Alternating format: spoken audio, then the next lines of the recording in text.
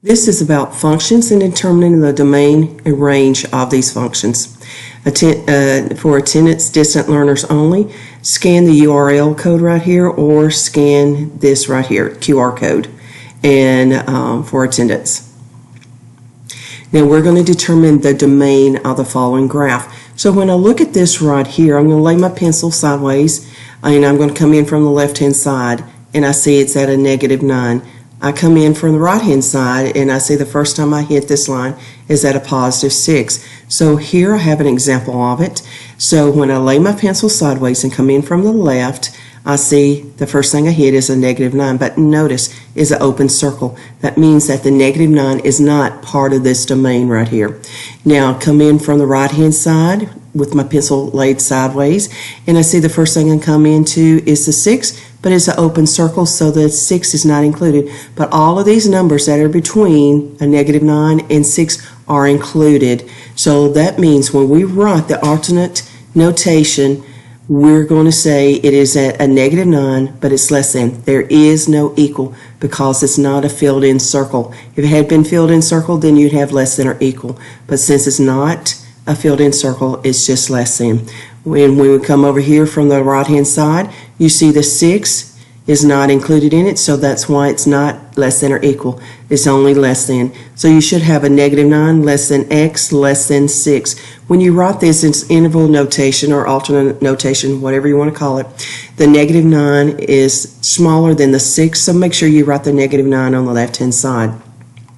Now, as I said, different people call it different things. So interval notation, inequality notation, alternate notation, or blueprint all mean the same thing. Different teachers just call it different things, but they all mean the same thing. Now, when I look at this one, we're going to determine the range of the following graph. So that means we're going to lay our pencil sideways and we're going to measure it going up and down right here. So I'll come in from the bottom and I see the first thing I can run into, and the lowest point of this figure is at a -6. Come in from the top, lay my pencil sideways, and the highest point of this figure is at 8. Now, look at this one right here. So you see that coming in from the bottom, we always start with the smallest one first, laying your pencil sideways.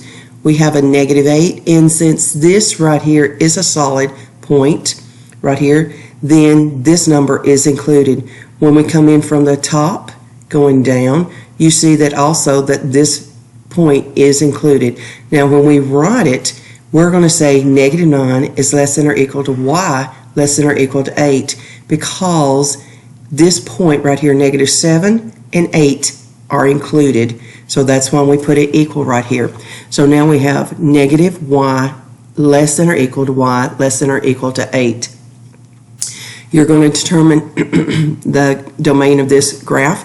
You're going to look for the highest, the widest point. So bringing my pencil in from the side right here, and you see that it hits it right here at a -3, and it is a solid point.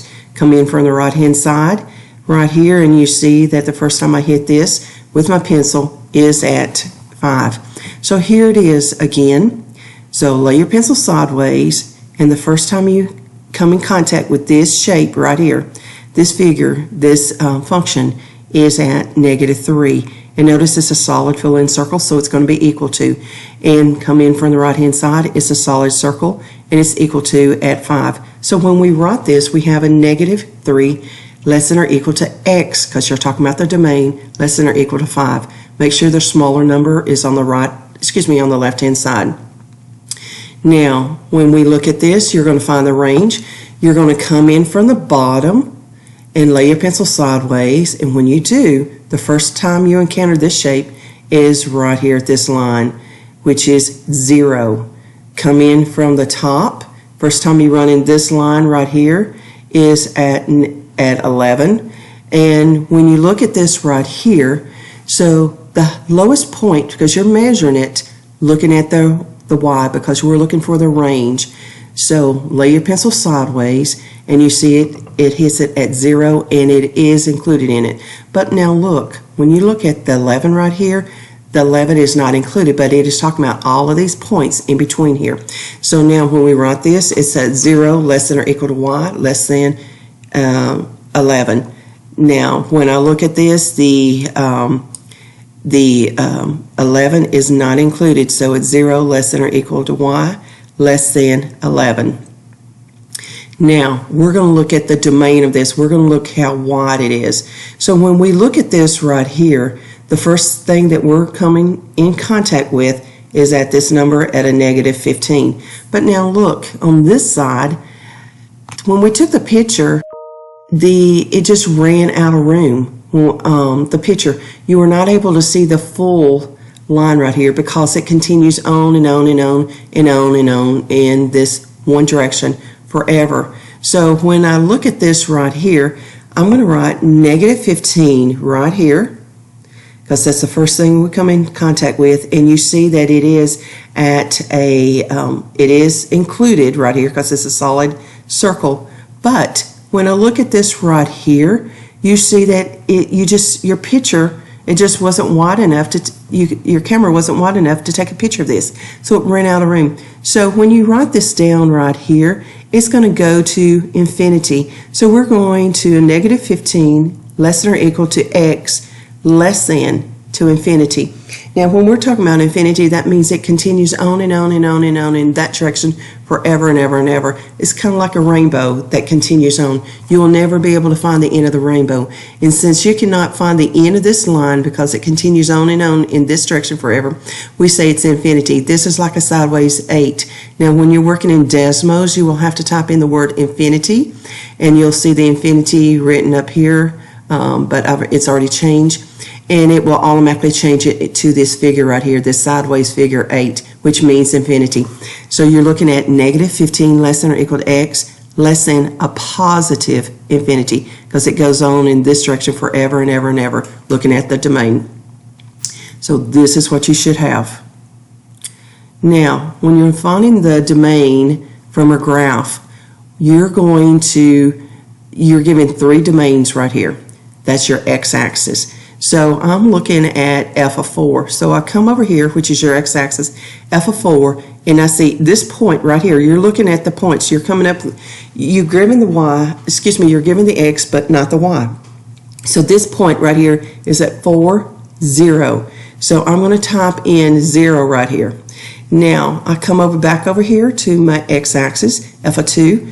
Now this point, when I run into this figure right here, we're looking at this line right here. Does this point land on this line, and where is it? So I come over here to the 2, go straight up, and I say I run into this figure right here at this point. So this point is at 2, 3. So I'm going to put a 3 right here. Now we're going to come back over here, and I'm going to start at 3 this time, and I'm going to go up to this figure. And do I run into this figure? Yes, I do, at this point right here. So this point is at 3, 3. So I type in a 3. So I'm looking at 4, 0, 2, 3. This point is at 2, 3. And this point is at 3, 3. Now, in this, once you have typed in all of your numbers and it's correct, you'll see awesome, good job. So when you're working Desmos, this is what it will come up and look like. Now, we're going to look at this line, this function right here. So we've got to determine, are these points right here anywhere on this line? So think about this first one right here. When I look at this right here, I see I have an x is negative 4 and f of x is a negative 3. So think of it this way right here. When I write it as an ordered pair, my x and y, I have a negative 4, negative 3. So I'll come over here to a negative 4, negative 3 right here. Is this point on this line? Yes, it is. And so remember, when I'm coming over here to f of x right here is a negative 4, f of x is the same thing as saying y equals to a negative 4. So when I look at this point right here, and I would check this point right here because it lies on the line.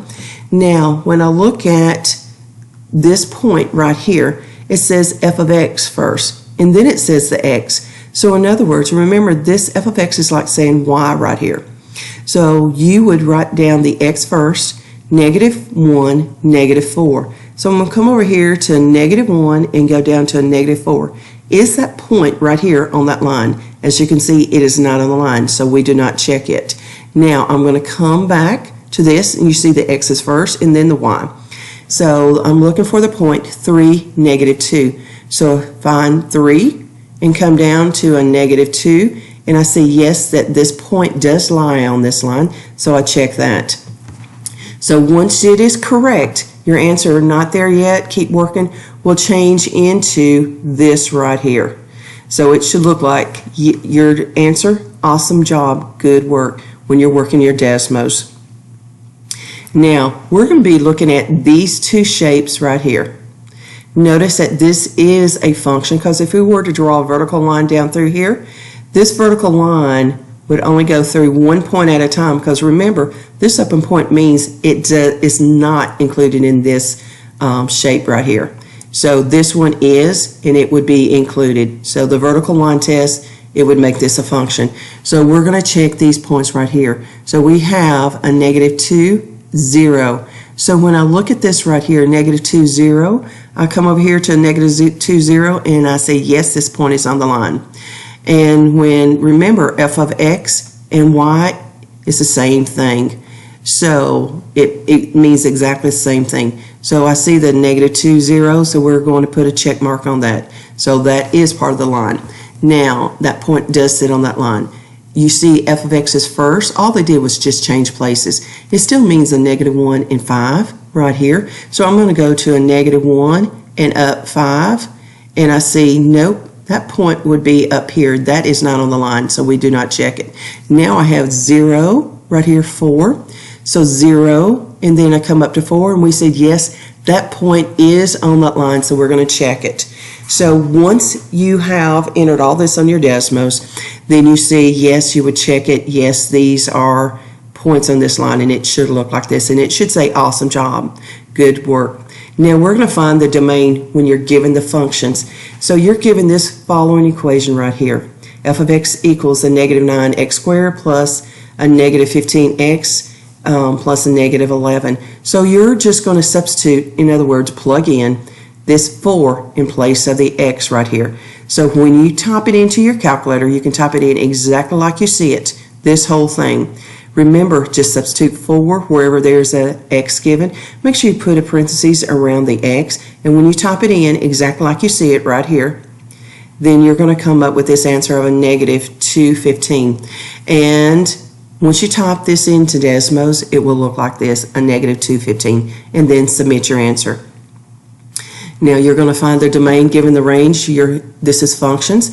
So you're going to, this time, notice that this doesn't say f of x, f of 4, whatever. This says f of x equals 56. In other words, you're going to work this like you would an equation. Remember, the f of x means the same thing as the y right here. So we could say y equals to 56. So you're going to solve for x. So the first thing you're going to do is just take this, write it out, and equal to 56. Solve this as you would a multi-step equation. So when you say 14x plus 13x, you'll get 27x plus 2 equals 56. Then undo addition, subtraction right here. So you're going to say a -2, and you're going to subtract 2 from both sides. And when you do, you'll come up with 27x equals to 54. Now you're going to undo multiplication. You're going to divide by 27 on both sides, and your answer will be x equals to 2. So you're going to type in your answer right here in Desmos, and then when you do, you will see your answer is awesome, good work, if it is correct. If it's not, it'll say not there yet, keep working. Now we're going to find the range given a sequence of domains. So all of these are your x's, and you're going to type these in one at a time in place of the x right here, because all of these are x's, so it's like 4 problems in one. So I'm going to take this right here.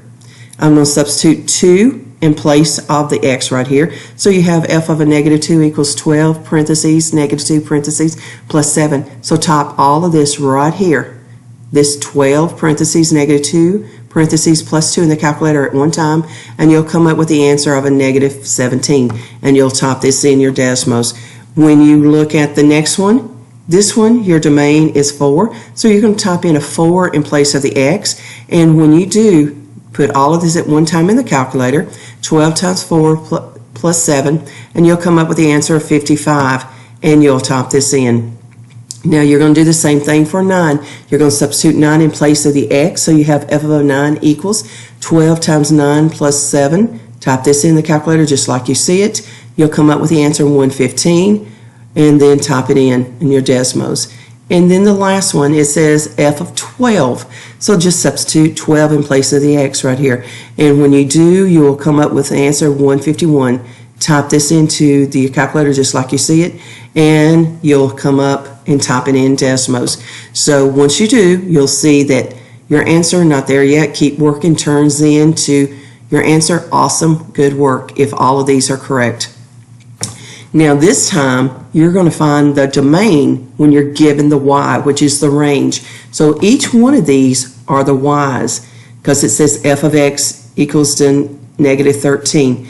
F of x equals to 2, f of x equals to 11, f of x equals 29. You could say y equals to negative 13, y equals to 2, y equals to 11, y equals to 29.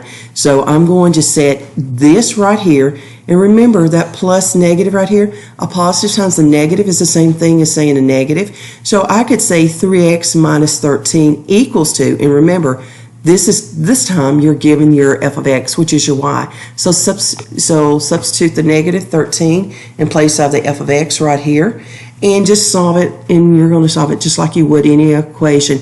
So you're going to solve for x. So I look at this, and I'm going to undo addition, subtraction. So I'm going to add 13 to this side, and I'll get 0. And then I will divide 0 divided by 3 and come up with my answer of x is 0.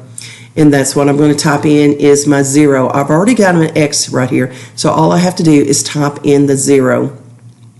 And then set the next one, 3x minus 13, and this time equals to 2. Solve it for the x, and you see x equals to 5, so just type in the 5 right here. And this will give me, and it should look like x equals to 5. Do not type in x equals, just simply type in a 5 right here.